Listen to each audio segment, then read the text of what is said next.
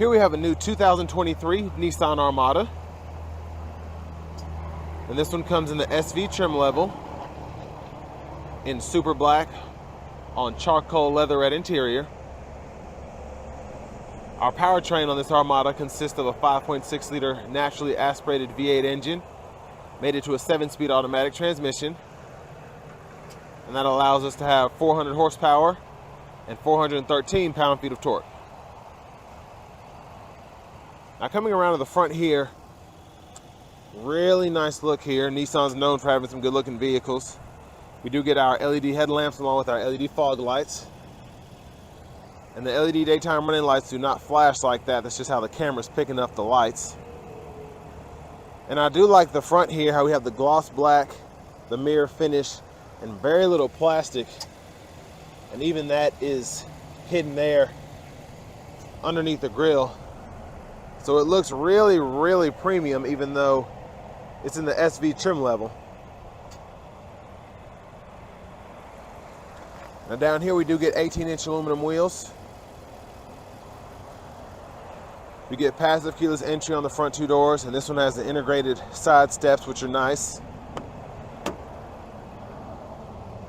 And then to the door panel here, we have power folding mirrors with blind spot monitors. We can control the mirrors themselves by pushing that little button either to the left or right, and then adjusting with the 4 arrows there. Window lock here, and then I love that we get one-touch auto up and down on all 4 windows. And that one goes all the way down, which is nice. And then a map pocket here, pretty good sized cup holder here. And then extras on this one, we do just have the Nissan safety shield we can toggle there. It comes standard. And I do like that we get a standard tilt telescoping steering wheel, even in this SV trim level.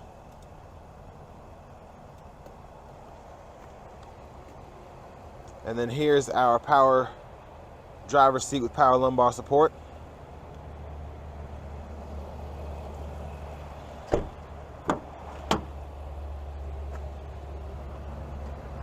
Now hopping in the back here,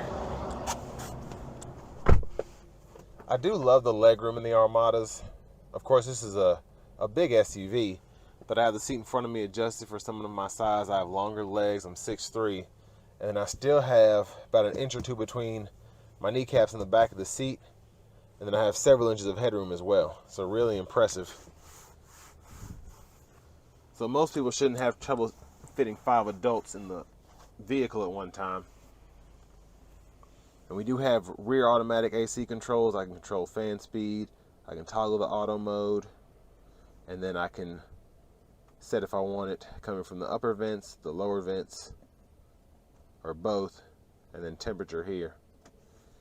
And then one of my favorite options in the back is having this tray that we can open up from back here and stow a little in there if we need to. And then we can also move that back tray when it's up from the front. So if your kids like to have candy or whatever they can reach, you can put in that upper tray and then keep all your stuff in the bottom.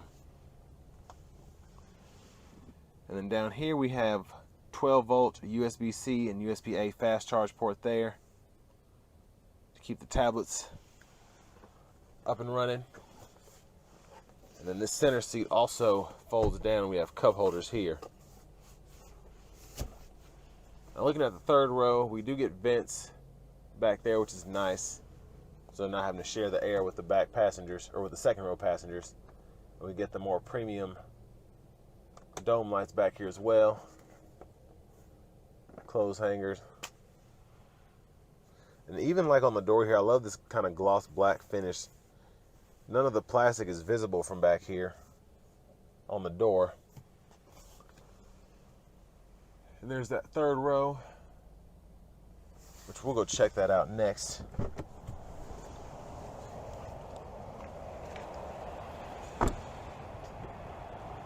Fuel filler there. I like that I don't have to pull a lever up front. Just need to push it.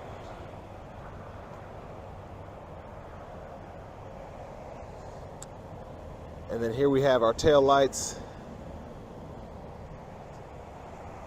parking sensors down below. Now with this one being an SV, we don't get a power lift gate, but still pretty easy to maneuver. We have another 12 volt back there, and then to pull the seats down the third row, you just pull up here and then push, and it'll fold. And what's cool about that is you can fold this flat and then fold that second row flat, and I'll show you.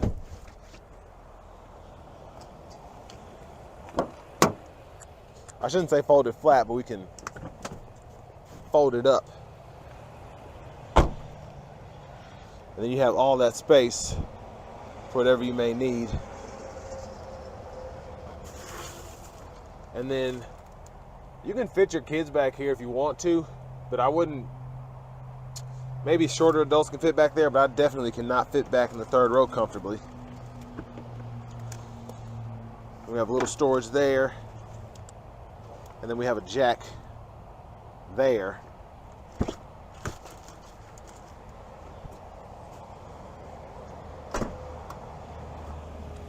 And then our spare is underneath the vehicle.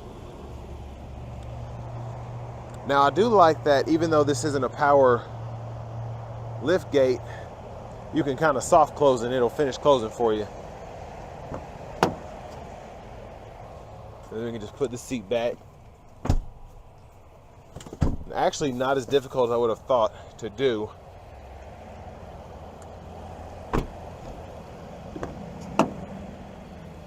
And then here we have our power front passenger seat with power lumbar. And before I go on to the engine bay and such, let's take a look at this window sticker.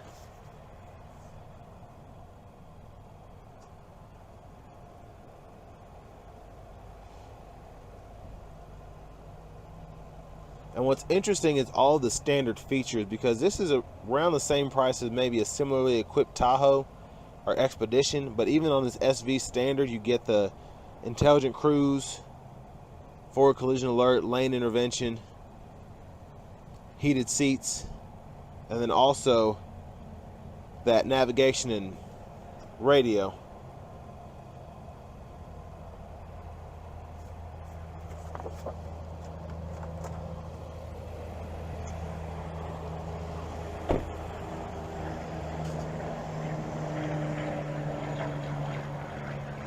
But a really good looking SUV ever since the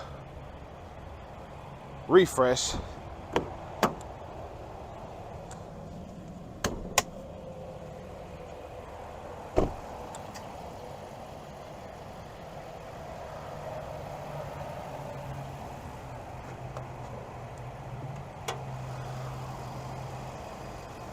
And there's our 5.6 liter naturally aspirated V8.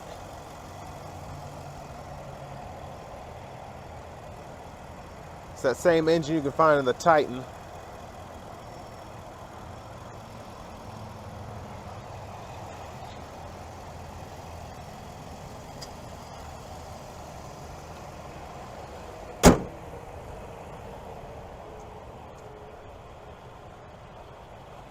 And now let's go ahead and hop in the driver's seat.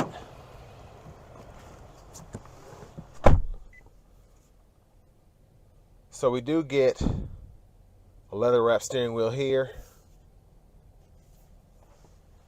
And then to the radio over here, this is going to be that 12.3 inch screen. We get AM, FM, XM along with Bluetooth audio. And then we also have wireless Apple CarPlay, wired Android Auto compatibility. And I do like that the home button is here. Once you get used to it, it's nice to have because there's no actual home button by the screen. There is one below by the shifter, which I'll show you here momentarily. But we can get back to the home menu. We can customize the home page.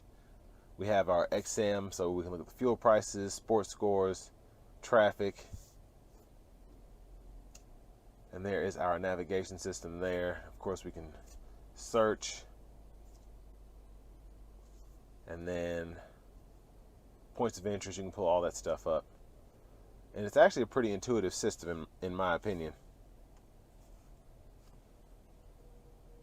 And here are our settings that we can customize or take a look at depending on what it is.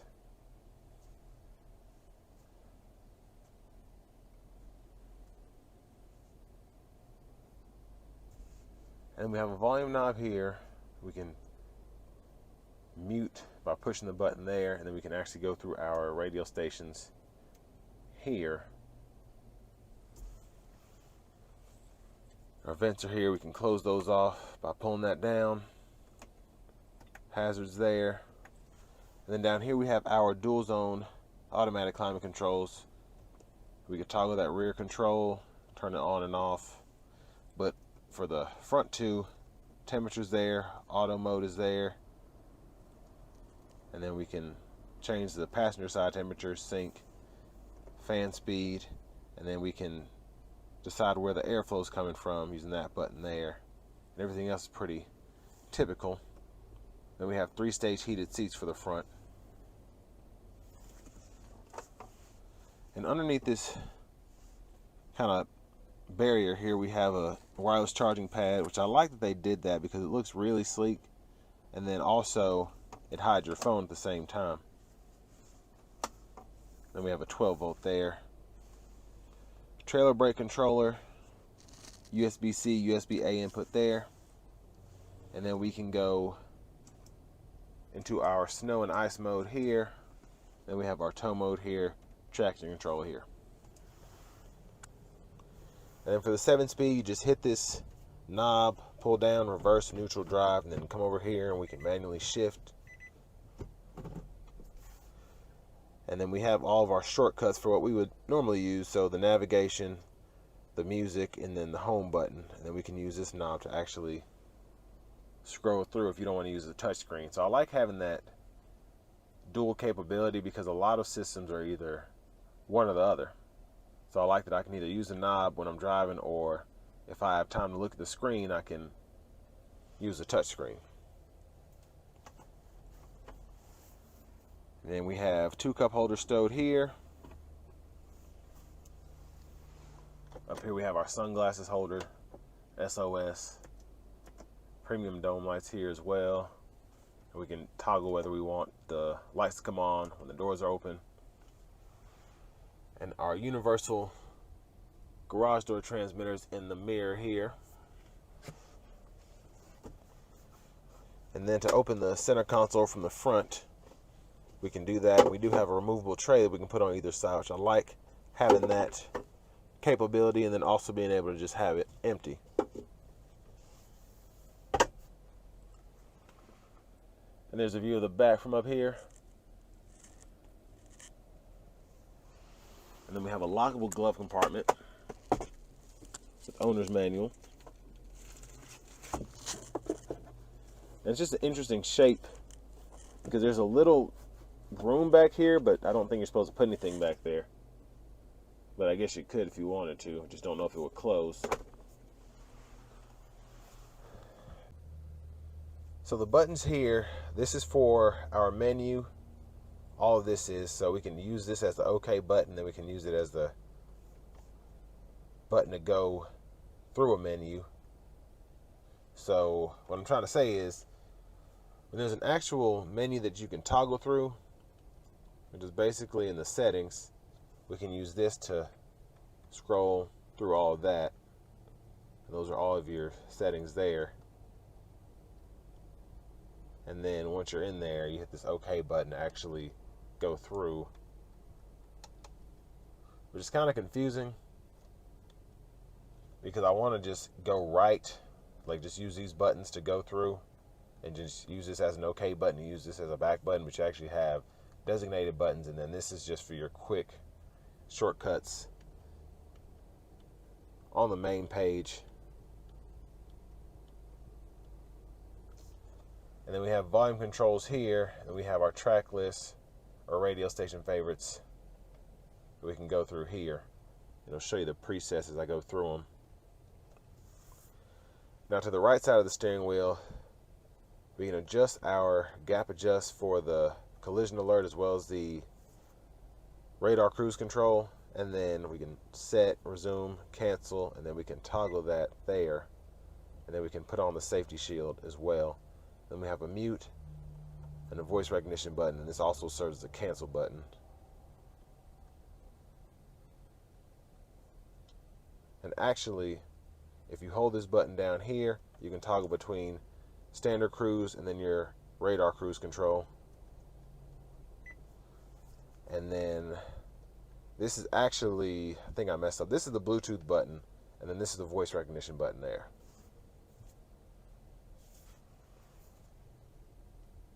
And then we can go through our, whether we want our odometer set to the trip we're on or to how many miles are actually on the vehicle. We can do all that there, and then we can toggle the brightness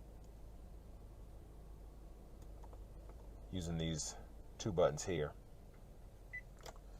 And then headlamp controls here, auto, corners, and then we can toggle our fog lights, blinkers, high beams, flash them.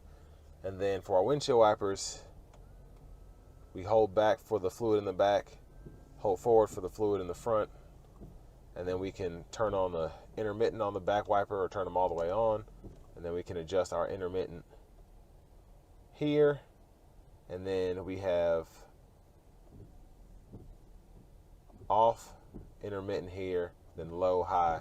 And I like that you have that on the screen there. You can adjust your wiper mode so you kind of know where you are with the intermittent. And then we have our push button start. And finally we have our key fob with remote start.